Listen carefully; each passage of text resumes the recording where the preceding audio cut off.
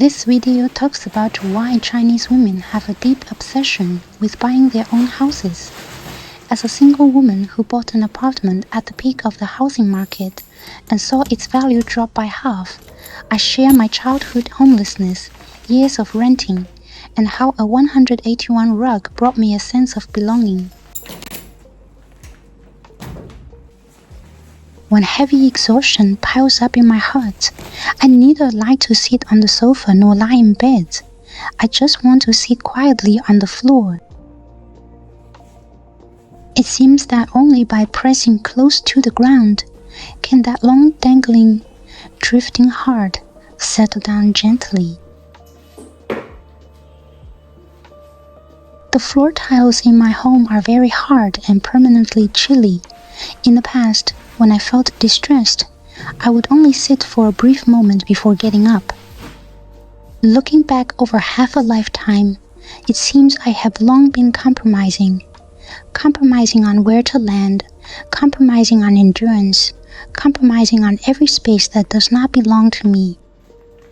So this time, even though the monthly mortgage stretches my daily expenses to the limit, and I can't even afford an affordable cup of coffee, after much hesitation, I finally made up my mind to buy this rug. $15, seemingly insignificant to others, but it is a touch of tenderness I carved out from my strained life by skipping several proper meals. The moment I unpacked it and smoothed out the plush surface, there was no wild joy, only a sudden gentle sting at the bridge of my nose. After wandering for so many years, I am finally willing to treat myself kindly. Myself, who has always lacked a place to truly land. Stepping barefoot on the soft rug, past memories naturally welled up.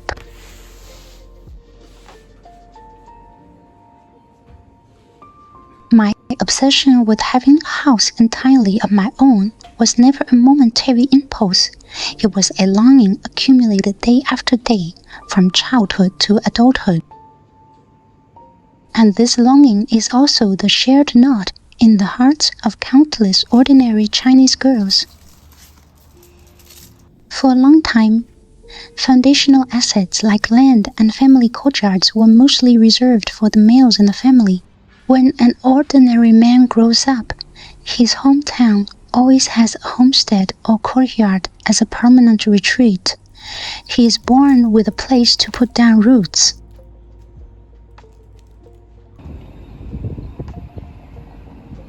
Yet women seem innately rootless, like dandelions drifting in the wind.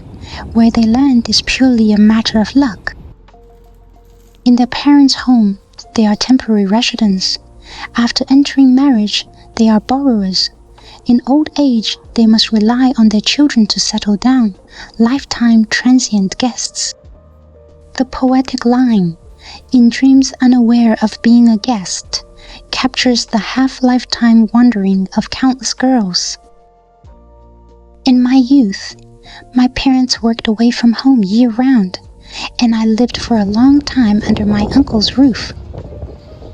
The delicate sense of living under someone else's roof was carved deep into my bones at an early age.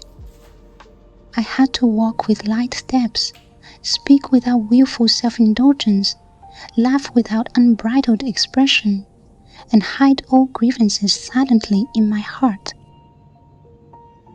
Other children grew up fully embraced and tolerated, but I always had to subconsciously read the room and mind other people's expressions. The hardest times were every winter and summer vacation. Classmates packed their luggage with joy to head toward their small homes. Only I had nowhere to go. No hometown to return to at a moment's notice. No private room exclusively mine where I could freely hide. During long vacations, I could only guard the empty dormitory building all by myself. One summer vacation, there was a campus-wide blackout. I stayed alone in the pitch-dark dorm room, my phone completely out of power and disconnected. When power was finally restored, dozens of missed calls filled the screen. The overwhelming sense of helplessness from that moment remains crystal clear in my memory all these years. It was right at that moment that I became certain of one thing. When I grew up, I must own a house that belonged entirely, 100% to me. It didn't need to be spacious or luxurious. It just needed my name alone on the title deed. No need to live temporarily by someone else's grace. No need to drift from place to place. No need to forever be a temporary guest in someone else's house. Once this conviction took root, it never wavered. I knew deep down that in this lifetime, I would definitely buy a home of my own. Not just me, but countless girls with similar upbringing share this exact same hidden wish in the depths of their hearts. Depending on student loans to complete my university education, I saw through the predicament of housing insecurity at an early age, making my desire to settle down grow ever stronger.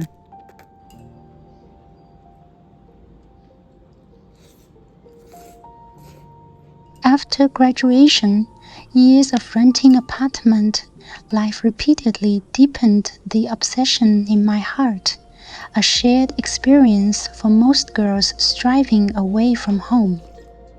Frequent moving became the norm. No matter how warmly decorated a rented apartment was, it never belonged to us. At a single word from the landlord, we had to hastily pack up all our luggage, and even if it coincided with a joyous family reunion festival, we could only scramble to find our next place of shelter. I still remember my first year working, unable to afford the decorative art prints. I put up my favorite stickers on the wall. When moving out, they left faint traces. The landlord harshly scolded me, deducted my entire security deposit, and made me pay out of pocket to repair the wall. At that time, I was still young and lacked the confidence to talk back, having to silently swallow all the humiliation.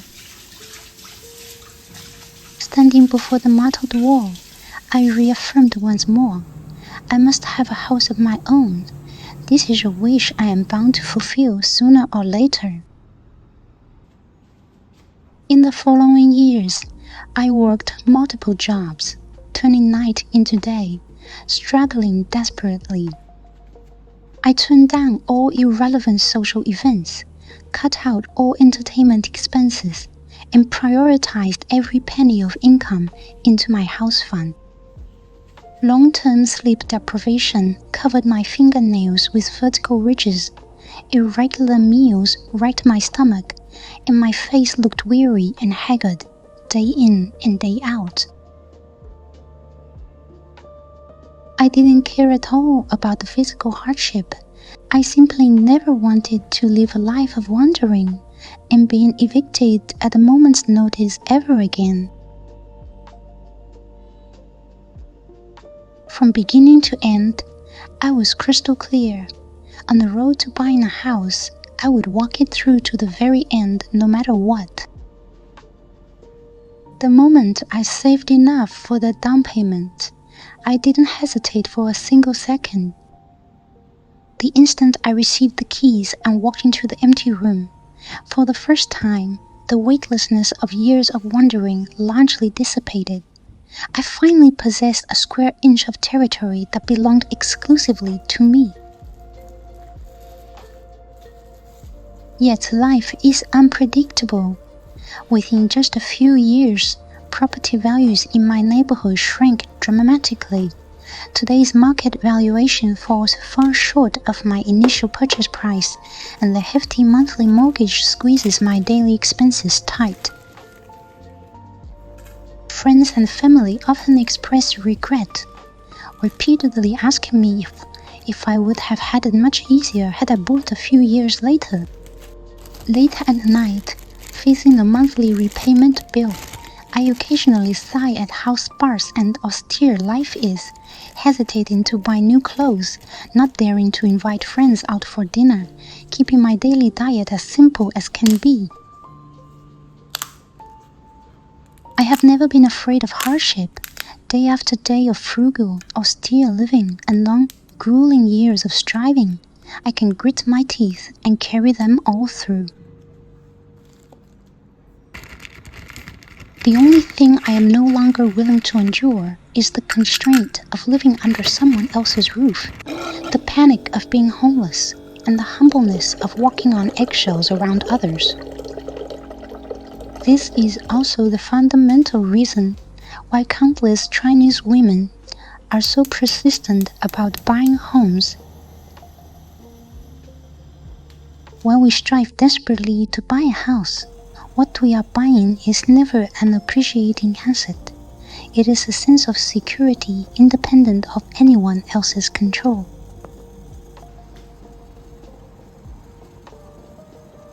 It is not a commodity meant for appreciation. It is the antidote filling the void of my childhood, the backbone supporting half a lifetime of wandering, and the armor for countless girls fighting against a rootless destiny.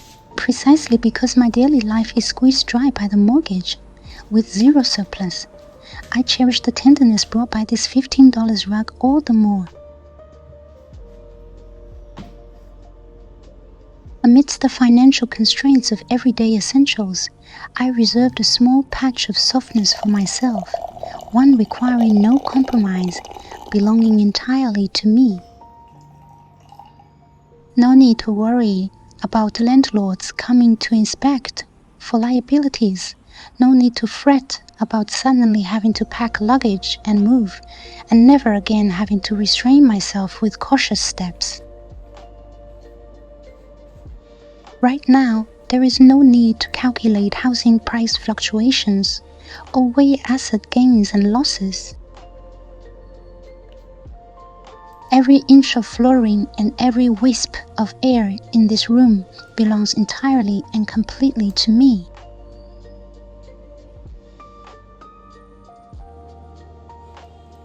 I can decorate, relax, and zone out however I please, without having to cater to anyone else's gaze.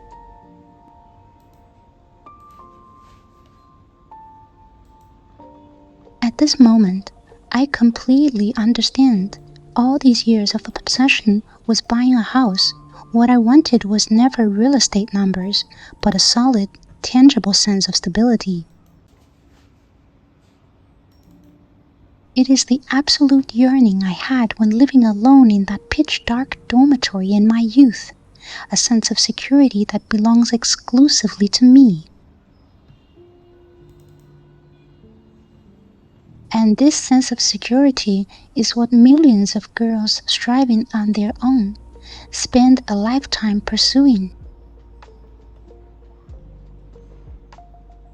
My house may not hold its market value as before, but the obsession buried deep in my heart for over a decade has finally landed securely.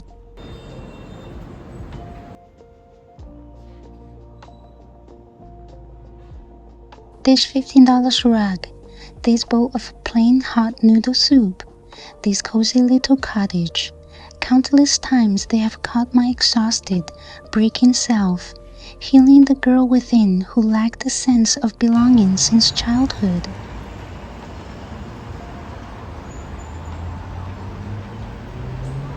With my own pair of hands, I ended a life of drifting like duckweed, slowly soothing and reparenting that little girl who lacked security from an early age.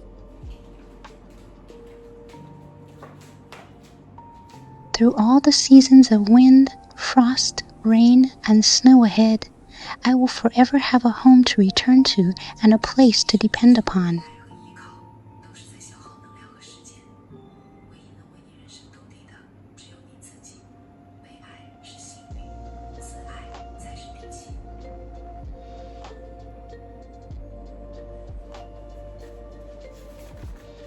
And this obsession with home, land, and a sense of belonging is the tenderest yet firmest persistence hidden deep in the hearts of countless Chinese girls.